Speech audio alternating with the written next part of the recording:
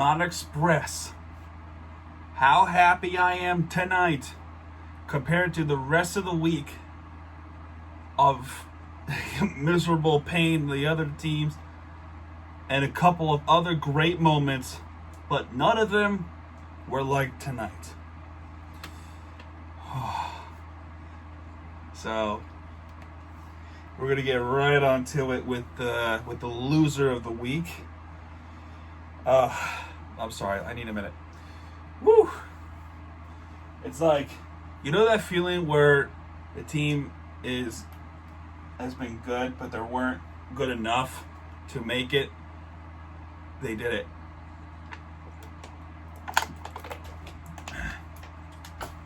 Anyway, sorry. In the expression of the losers of the week, aka the worst team of the week, no question at all this time. It's like last week I had to change my vote. This time I am confident to tell you that clearly it is Inter Miami. Inter Miami won, the MLS team. And I also want to point out that last week I mentioned the time where I went to the MLS game. It was my first ever one on March 16, 2019, where the Red Bulls played the San Jose Earthquakes, in which the final score was 4-1. I probably should never have said that, because this game ended 4-1 in favor of the Red Bulls. But it wasn't totally like how it was in that day. What happened was we gave up a silly penalty, and Modelo Edbo was able to capitalize in the 14th minute. Juan Agudelo scored an equalizer to end it off in the first half. Then the Red Bulls were completely, like, this was a winnable game that turned out to be a not winnable game, because the Red Bulls pretty much flat out woke up and they finally get their head straight and then pummeled into Miami with Brian White, Ben Mines, and Daniel Royer. Daniel Royer was also the guy that scored the fourth goal in that MLS Vlog episode 1. This was no exception to stoppage time.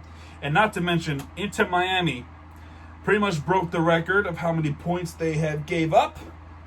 It was normally 2, and now it's 4. So in all, not a good performance. Not a great performance of Luis Robles, as he has to feel shame of himself for losing to his old club. So that's a sick feeling. And there were a couple of shoves in that. It was all the bullshit that's happened. And it didn't help at all as you get to the point where it's not winnable situation when they came up tonight to play the Union. This game was garbage. So there was a debut actually, and the world famous from Juventus, Gonzalo Higuain, which was a failure debut tonight. There were a couple of big chances that he could have put in on this MLS debuts. 1, they fell short. 2,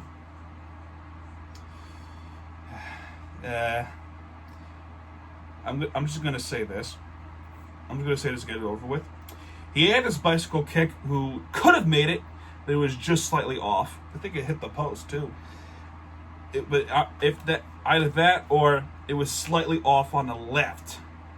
So that could have set the world on internet to watch that goal over and over. But that goal was slightly off, and as a payback of it, Anthony Fontana scored the first goal for the Union, and then right away it would have been the 69th minute. Ishinho scored another goal, which makes it 2-0.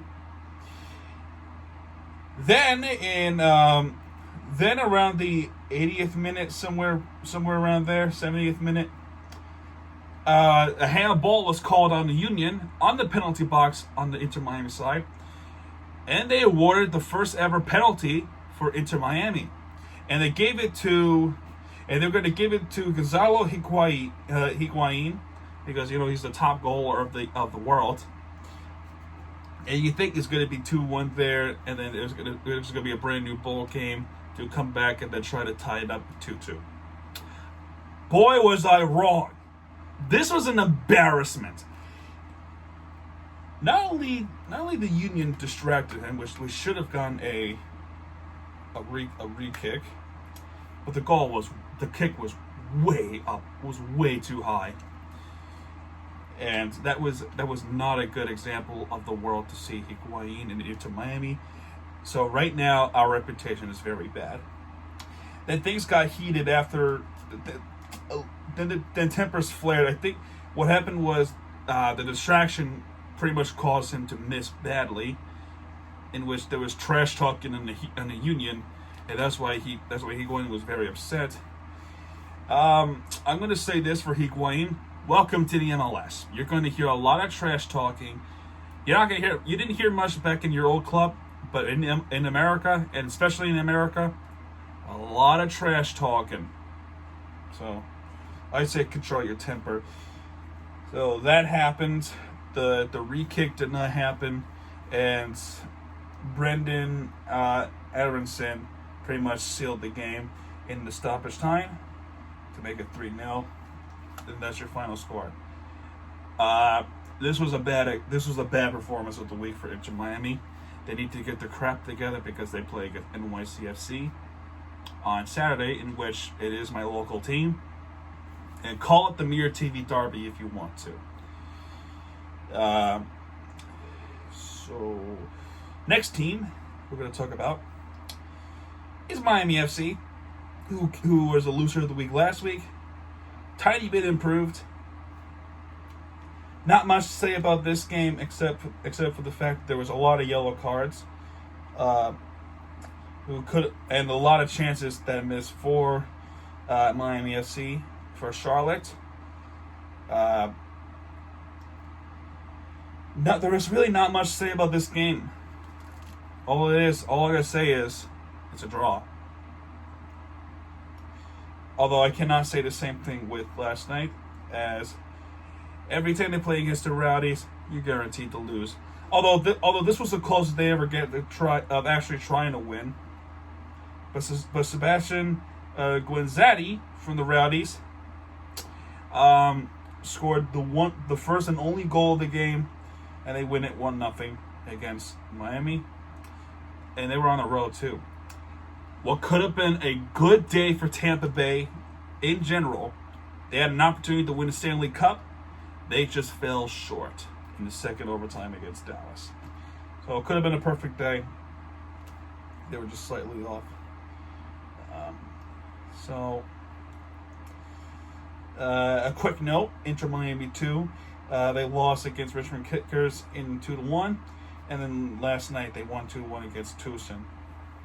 So a couple of 2-1s from there. That's a side note for that. Now we get to Miami Hurricanes, where they completely obliterated the Seminoles, and they're one of the all-time rivals. Basically, all I can tell you is defense.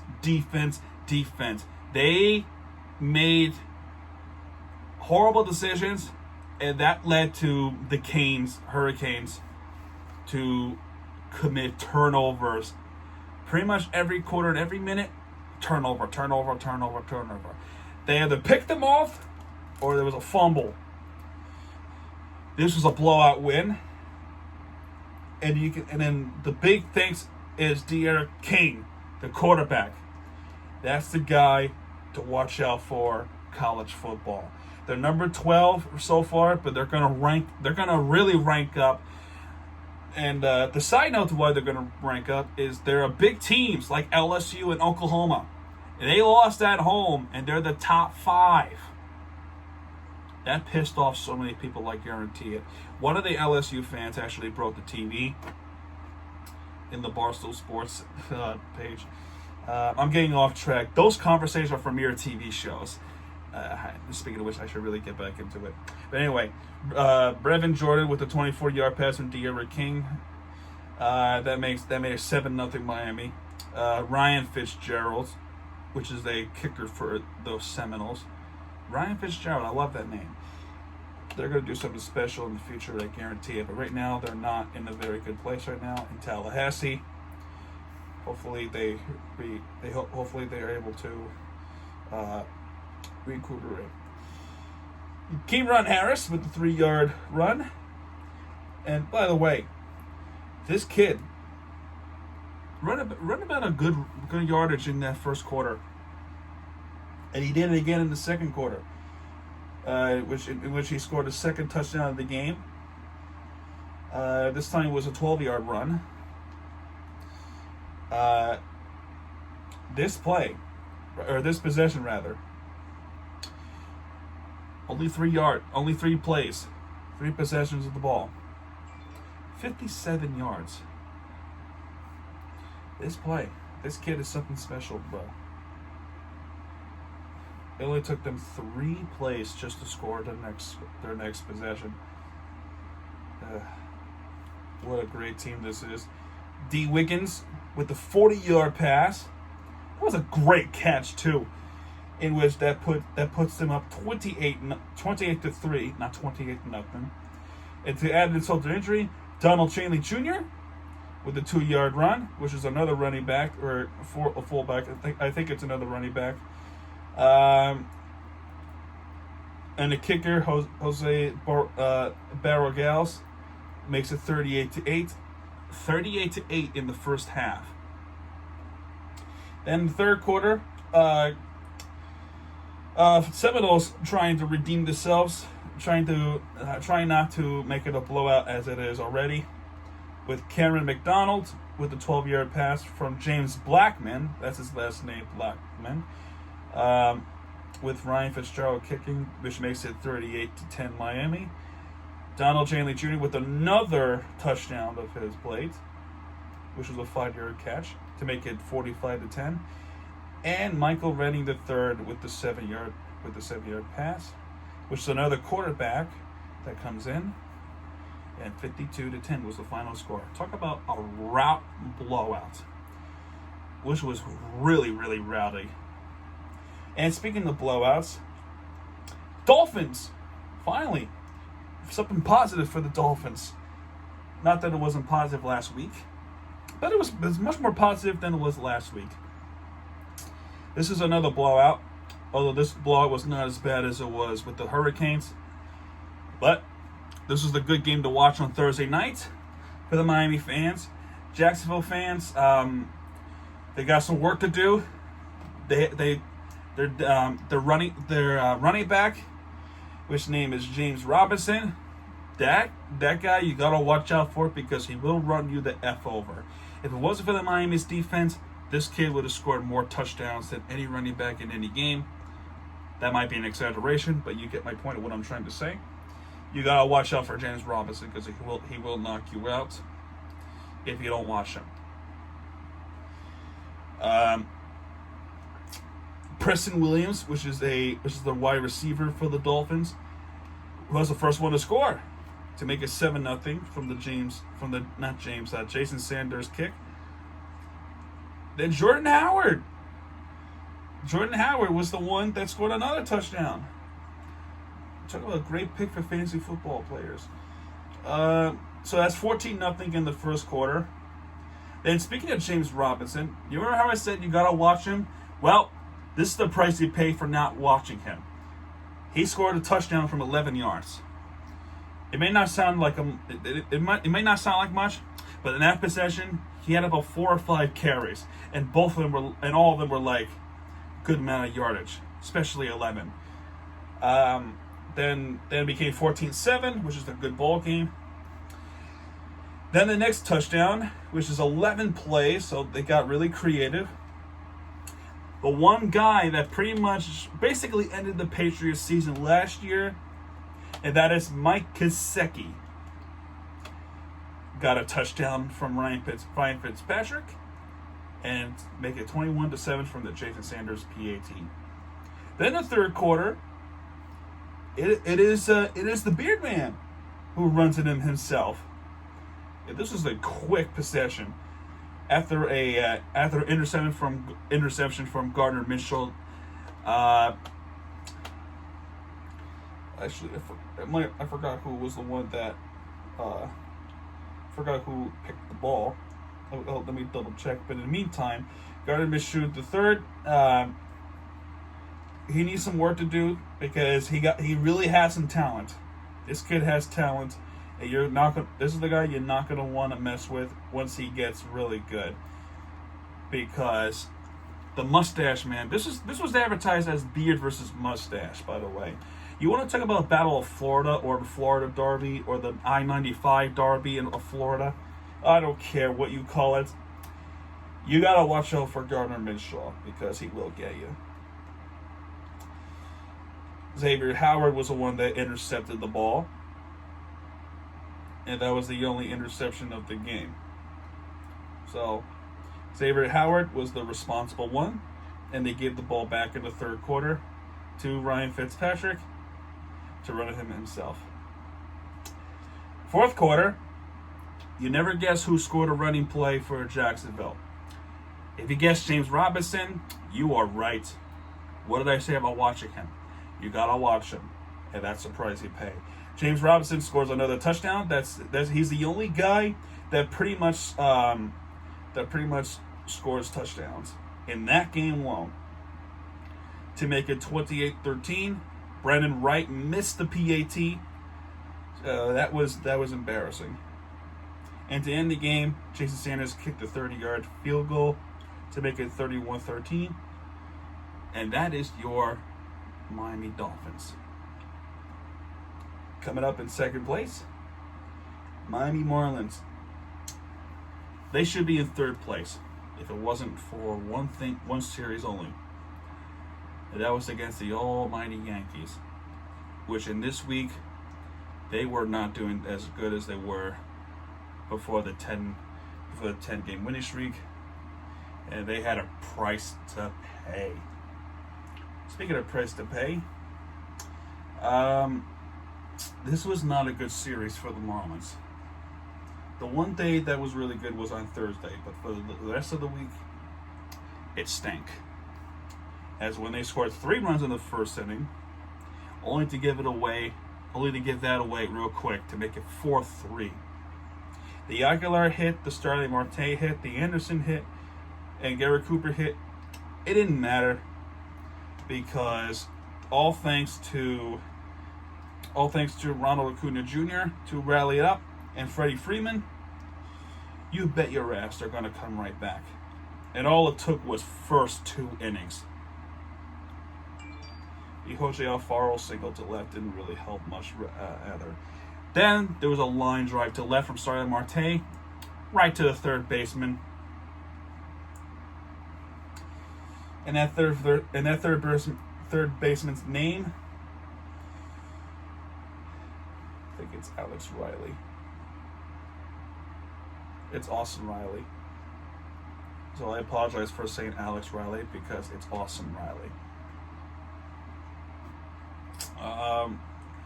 Tuesday, they got routed poorly. This was an awful game to watch. And for this game, Marcell Ozuna was the one that rallied the team up, a former Marlin. Can you believe it? This is why you should not give away great players who have great talent, because then they'll just butt you right at the rear end. Pretty much all I can say is it's 11-1. Albies hit with the home run to center in the second inning. Then Marcell Ozuna once again hit a double, and that allowed Freddie Freeman to score along with Swanson. Pretty much the only run of the game for the Marlins was Starling Marte, who homered to center to make it 1-4. Then they'll just punish you right back with Swanson hitting his home run to get it right back.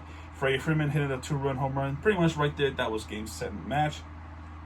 and to have an opportunity to make it the first place. That's impossible now, because in that win, that allowed Atlanta Braves to clinch NL East for the third straight season. Third straight year since 2018. Atlanta Braves was able to capture the division. The last team before that was the Washington Nationals, and the last team before the Nationals was the Mets. So, first place Marlins just fell just a little short. That tells you that they're going to make it eventually, and they were not going to do that here. They were not going to do that here. So, especially on Wednesday. Once again, they took an early lead in the first with Aguilar hitting a home run and Brian Anderson with the home run. So there's back-to-back home runs. Wasted. Freddie Freeman hits the double to right. That allowed Ronald Acuna Jr. to score. And Al Baez with the single to center. Freeman was able to score. And Hechavarria scored, which is another former Marlin. And that make it 2-3. Hechavarria scored single to right center. That allowed, and there was an error on that play too, which allows Ozuna to score. So that thrown error to right field, that was his downfall. Brinson was able to single to center. That allowed Brian Anderson to score. John Birdie grounded out to third. That allowed Brinson to score. Take us into second. Was ties the game 4-4. Ground out. It looked like we're going to make something going. But in the bottom of the fourth, that was game, set, and match. Al Baez pretty much. And once again, the person who rallied the team up is Ronald Acuna Jr. That guy is unstoppable. Markakis was able to single to center. That allowed Ozuna to score. And Swanson homered to center, which makes a 3-run. That is game, set, and match. So now we're on the verge of sweeping. And by the way, with that series, this is a nail biter, because not only we were losing, the Phillies were losing. So we got away with those games, but the Phillies won on Wednesday, which means we have to win Thursday, and they did just that on Thursday to not only avoid the sweep, right? So on Wednesday, like I said, the Phillies won the game, but now they have a must win. They have to win this game on Thursday, because they would be half a game behind the Phillies, which is not good. The Phillies are off on Thursday, but they have to capitalize on that by Chad Wallach, a backup catcher. Hit a deep single to right field, which allows Brian Anderson to score. So Brian Anderson was the one that started the rally against Ian Anderson, who is a really good pitcher. He has some great talent, but he's a little bit off with his game on the sixth inning. Pablo Lopez, of course, he is as spot on as usual. I'm not gonna say all the games he's spot on. There were some bad games, and that 29-9 devastation. John Birdie double to left, and the irony is the Atlanta Braves were able to, had an incident in the sixth. There was an error that allowed Garrett Cooper to score. Chad Wallach was also able to score in the error. Birdie was saved by third from a throw and error to the second baseman. And then the fault was Al Baez. So that's his fault. Jesus Aguilar hit a home run to center, which makes it 4-0. Now we had a situation in the eighth inning with Swanson, shallow left, that allowed Ozuna and Darno to score. Al Baez at second, but that was not enough to come back to beat the Marlins, as they avoided the sweep 4-2. Final series of the season for the Miami Marlins. None other than the almighty New York Yankees with the 27 World Series wins. And if those who remember my channel, I attended the Yankees. They were playing against the Red Sox, which was the final score was 7-4. That topic was for Mirror TV Show. I keep bringing Mirror TV Show. I'm gonna do it this week. Just remind me. Anyway, back to the Marlins. This is the biggest game ever. Biggest game ever. Garrett Cooper hit a home run to right, which is a big home run. Big home run hit for Garrett Cooper. And that makes us 3-0. And by the way, when I said big hit, I'm not talking about the height of the hit or the vertical. I meant how big it is to take an early 3-0 lead against the Yankees, especially the Yankees in the Bronx. That hit alone, it wasn't a big hit. It was only 363 feet. So, and it was to right too. Just imagine. We had a situation in the first inning where John Tempane was behind the plate. He called a strike way below the knees of Aaron Judge. And a pitch after that, there was an ejection. So there was an ejection report. And the ejection was on Aaron Boone. So, that point, because of this game, right, the Yankees were fighting for something. They're fighting for home games. And with this, their season's not on the line. They already clinched the playoff. But if they lose these games, they're on the verge of just playing the games on the road. And which is not good. The Yankees are not really that decent on the road. So they want to get the home games, and unfortunately for them, they couldn't do so, and there was a reason why. Except for the fact that with Aaron Hicks doubling to right, Josh and LeMahieu was able to score.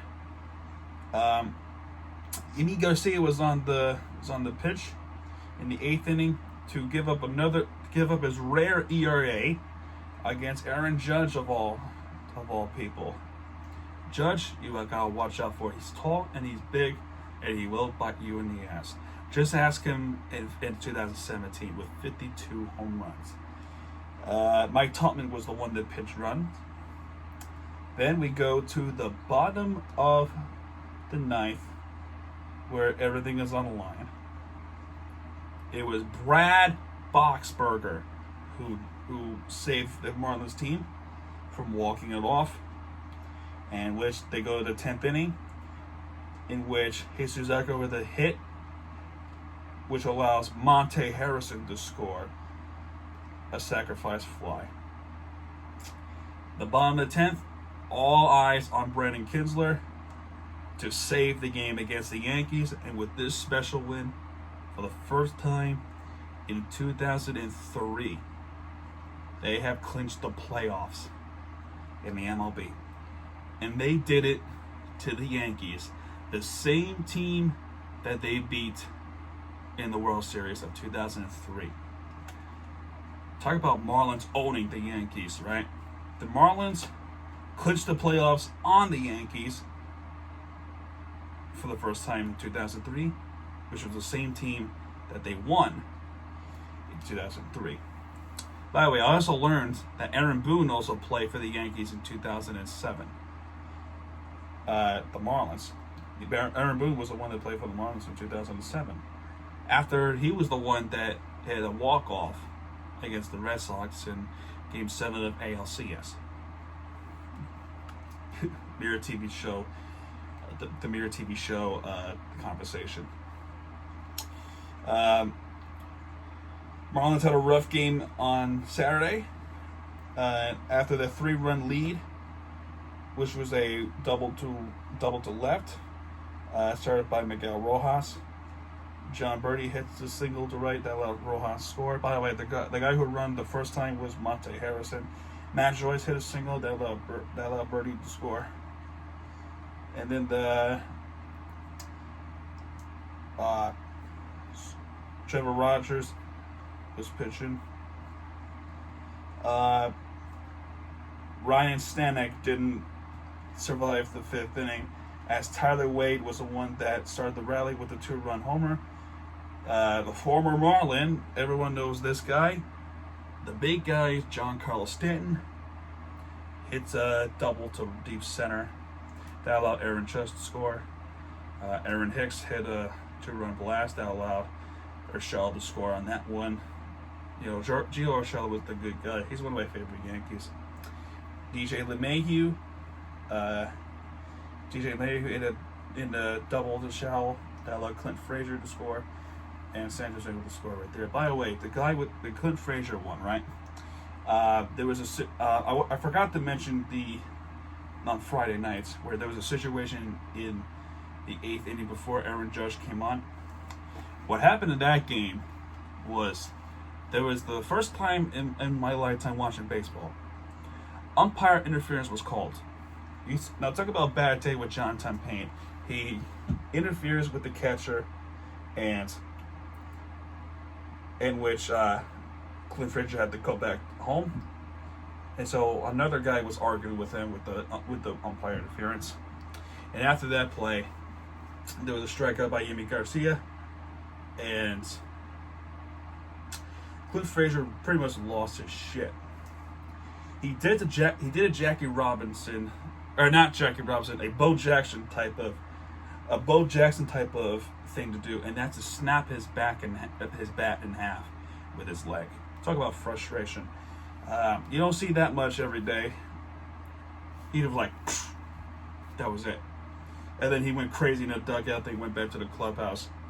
No, he wasn't tossed. So back on Saturday, Clint Frazier scored and Sanchez scored on a LeMahieu double. Luke Voit hit a home run, which was a 3-run home run, and that was pretty much game, set, and match. The Matt Joyce single to center didn't help much either, because LeMahieu did just that to make it 4-11. And today, I'll be frank with you, I was on umpire duty today, so I did not watch this game. I was too late to do that. But what I would try to say is, I did watch some highlights. I did watch highlights of the game, and the guy who you must give praise to a lot is Chas Chisholm. Made a nice play at second to throw a guy out, and he was the guy who hit a deep double to center that allowed Matt Joyce and John Birdie to score. It's an RBI double. Corey Dickerson to single to center that allowed Chaz to score there to make it 3-0. Brian Anderson hit a home run to left. Then Chaz Chisholm hit a home run to right center. His first ever home run at Yankee Stadium. Now you must embrace it. You must embrace it. To hit a home run at Yankee Stadium, a historic Yankee Stadium, embrace it. Because you're not going to do that often unless you play in the AL, or if you play with the Yankees. I'm going to say the same thing with Brian Anderson. Let me double check on the other games. Whoever guys hit a home run, because I will say the same thing to them. Embrace it, because you're not going to see much. And the guy who should also embrace it was Garrett Cooper. Embrace the home runs hitting it at Yankee Stadium, because it's so historic. You go back to 100 years of it. Embrace the home runs. Now, I will say this for those who are going to comment saying, "Well, this Yankee Stadium doesn't have much history to it." I know. This is the Yankee Stadium too. I'm not saying the stadium itself. I meant the history behind it. Let's be frank about it. With this win, they faced the Chicago Cubs. And if you're a Marlins fan, a diehard Marlins fan, then you know the Billy Goat situation, where he goes on a foul line and the fan literally grabs it and stole the ball, which changed the season of Chicago Cubs forever. And it changed them in the worst way too, because then they were on the long, not as long as the Marlins did, but they had on the long rebounds And eventually 2016 they did it. But with that foul ball and fan interference, Marlins were able to open up, and they beat them up to Game 7 to advance to the World Series. And we all know what happened in the World Series of 2003. They beat the Yankees ever. Second time in their franchise history. And they're going to try to go for the third, which is the big, big, big stretch. It's going to be something else to watch. Something to watch, something to cherish if you're a Marlins fan. Embrace it, because you're going to need all the luck ever. And speaking of luck, the winner of the week. Finally, we go to the Miami Heat. This is a topic I've been wanting to talk about for 35 minutes, going to 36 minutes. Actually, in the video, it might be 36 minutes.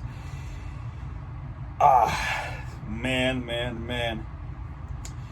This guy to talk about, the undrafted Tyler Hero, making a rookie record of 37 points in Game 4, breaking the legendary Dwayne Wade. Beating the record with, I think it's 26 points. I could be wrong, or 27. This kid scored 37 points against the Boston Celtics. This guy is something special, an undrafted bastard, and they just embrace him, because this is the kid to watch.